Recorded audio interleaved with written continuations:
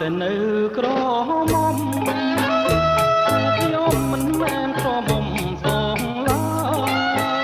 យបានតែនៅក្រមុំខ្ញុំមិនមែនក្រមុំសងឡើយនាងមានផ្ទៃ3ខែទៅហើយអស់ខ្លួនខ្ញុំហើយងងម្លឹងមិនចេះមើលក្រមុំឬមិនក្រមុំការបាន6ខែក្រាបតែប្រពន្ធគុំខែឆ្លងគុណលេការបាន6ខែក្រាបតែប្រពន្ធគុំខែឆ្លងគុណលេគិតទៅចាញ់បោកគេព្រោះហេតុតែ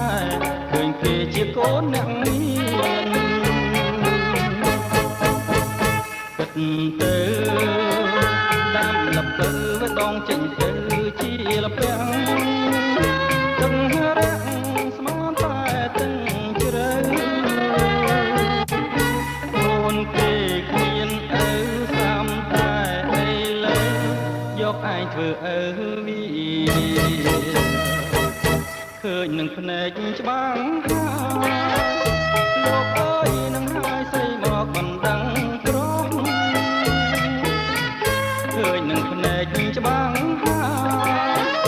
លោកអើយនឹងហើយស្រីមកបណ្ដឹងក្រងៀងទាំង8សង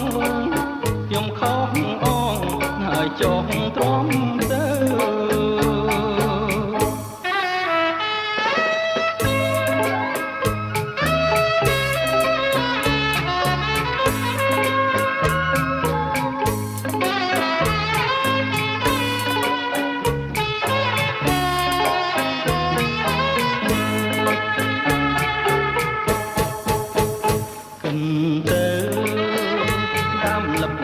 ដងចេញទៅ